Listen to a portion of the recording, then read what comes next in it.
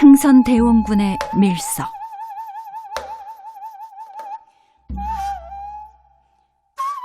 이해 가을은 유난히 맑았으며 들판에는 풍년이 들어 벼가 고개를 늘어뜨리고 있었다.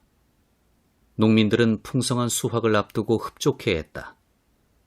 땀 흘려 수확을 한 뒤 날씨가 쌀쌀해지면 한가해진 농민이나 건달들은 투전판을 벌이기 일쑤였다. 투전은 갑오 잡기로 승부를 겨루었다. 이 갑오를 갑오년으로 해석했다. 한편 어느 때인지 갑오새 을미적거리면 못 가나니 라는 유행어도 나돌았다. 이 유행어를 두고 사람들은 갑오년에 결단을 내야지 미적거려서 을미년까지 끌게 되면 일을 그르친다고 풀이했다. 세상을 뒤집어 엎을 거사를 속전속결로 결말을 지어야 한다는 뜻이었다. 이런 말을 유행시킨 사람들은 세상에 불만을 품고 한번 세상 엎어지기를 바라는 부류였을 것이다. 원래 유언비어는 민중의 정서를 담아 퍼지는 것이요, 또 그 내용은 일정한 사회의식을 반영한다. 세상이 그만큼 들떠있고 불만 세력이 많음을 알려준다. 그 위력은 군사의 힘으로도 막을 수 없는 막강한 힘을 발휘하게 마련이다. 전봉주는 이런 시기를 잘 이용했다. 어쩌면 그의 패거리들이 여러 유언비어를 퍼뜨린 장본인인지 모를 일이다. 그는 집강소 활동을 끝내고 전면적 재봉기를 서둘렀다. 협력해서 일본을 몰아내자. 일본은 청일전쟁에서 연달아 승리를 거두었고 개화정권은 비록 개혁을 표방하고 개혁 조항을 연달아 발표했으나 일본의 괴뢰정권으로 전락하고 있었다. 또 흥선대원군은 한때 일본의 이용물이 되어 노라나 동조했으나 곧바로 소외를 당하여 멀쑥하게 물러갔다. 말이 많은 전통 유림들은 급변하는 정세를 관망하면서 귀추를 엿보고 있었다.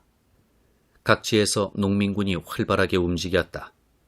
일본군의 경복궁이 점령당한 뒤 7월부터 9월에 이르기까지 여러 곳에서 농민군이 산발적으로 봉기했다. 충청도, 경상도는 말할 것도 없고 강원도, 황해도 등지에서도 수천 명 또는 수만 명이 모여 관할을 공격하기도 하고 수령들을 압박하기도 했다. 그리하여 남쪽 바닷가 진주에 있는 경상도 병영, 동해안의 요지인 북쪽의 강릉부의 관하, 황해도의 중심지인 해주의 가명이 차례로 농민군의 소나귀에 들기도 했다. 불길은 연이어 북쪽으로 번져갔다. 이해 8월 들어 흥선대원군은 경상도, 충청도, 전라도의 농민군에게 효유문을 보내 겉으로는 해산을 종용했다. 흥선대원군의 사자가 효유문을 들고 왔을 때 전봉주는 이들 사자를 김계남에게 보냈다 한다. 이들 일행에는 전주에 사는 정성모도 끼어 있었다. 김계남이 이들을 죽이려 할 적에 전봉준의 심부름꾼이 와서 당부의 글을 건네주었다. 우리의 거사는 나아감만 있지 물러감은 없다. 만일 국태공의 명을 따른다면 만사가 틀어진다. 그들 일행을 죽여서 국태공의 바람을 끊는 것이 좋다. 이는 흥선대원군의 효유를 거절하는 모습이다. 뒤이어 전봉준이 지금실에서 휴식을 취하고 있을 때 서울 남자 2명이 찾아왔다. 한 사람은 삿갓을 쓰고 상복을 입었으며 한 사람은 하인 복장을 하고 있었다. 이들은 흥선대원군의 친서를 들고 와서 은밀하게 내밀었다. 흥선대원군은 편지에서 서울의 일본군을 몰아내야 하니 곧바로 서울로 진격해달라고 요청했다. 또 군사를 해산치 말고 협력해서 외를 토벌하자고 간곡하게 제의했다. 재봉기를 당부하는 내용이었다. 먼저 보낸 효유문은 일본과 개화정권을 속이기 위한 위장이었다. 당시 흥선대원군은 두 세력에게서 압박을 받고 감시를 당하고 있었던 것이다. 그래서 그의 수하들은 지하에서 은밀하게 움직였다. 재봉기를 종용하는 흥선대원군의 당부는 전봉준에게 하나의 힘이 되었다. 흥선대원군은 몇 차례에 걸쳐 전봉준에게 비기를 띄웠다고 한다. 낭인패, 그들은 누구인가? 전봉준이 일본 낭인들과 접촉한 사실도 알아둘 필요가 있겠다. 전봉준은 집강소 활동 시기에 일본의 낭인패를 만난 적이 있었다. 일본 낭인들은 무사 출신이었는데 조선에 진출해 조선 침략의 전위 행동대가 되려고 했다. 그들은 부산의 비밀 아지트에서 천우협이라는 단체를 조직하고 활동을 개시했다. 이들의 우두머리는 승려 출신의 다케다 한시였다. 이해 6월에 서울, 부산 사이에 군용전선을 가설할 때 일본 노동자 800여 명이 투입되어 대구, 충주 등지에 배치되었다. 낭인들 수백 명은 여기에 끼어들어 조선의 사정을 염탐하고 민심을 부추기는 간첩 행위를 벌였다. 당시 일본은 청일전쟁을 도발해 조선에서 청나라의 영향력을 지우려 공작하고 있었다. 낭인들은 그 구실을 만드는 일에 동원되었다. 그들은 농민군이 전주에서 해산하자 그 구실의 하나가 없어졌다고 판단했다. 6월 초순, 낭인 10여 명이 집강소 일로 순창에 머무는 전봉준을 찾아갔다. 그들은 다이너마이트 같은 무시무시한 무기를 소지하고 전봉준을 만났다.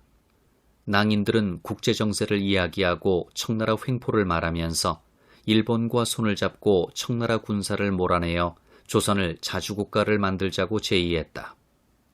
전봉준은 이들을 점잖게 대하면서도 그들의 요청을 거절했다. 낭인들은 뒷날을 기약하면서 조용히 물러갔다. 이때의 대화는 통역을 두지 않고 필담으로 이루어졌다. 또 일본 육군 군사 대위 출신인 우미우라 아츠미와 그의 친구인 의사, 약사 두 사람으로 꾸려진 공작 패거리들이 전봉준을 만나러 충청도 보은과 전라도의 금구 원평을 거쳐 능주로 내려갔다. 당시 전봉준은 집강소 조직을 독려하려 전주에서 나와 원평을 거쳐 남도로 내려가 능주에 주재하고 있었다. 일본 공작 패거리들은 전봉준에게 조선의 내정개혁에 힘을 보태겠다는 것, 조선 독립을 방해하는 청군을 물리치는 데 협조하겠다는 것 따위를 제의했다.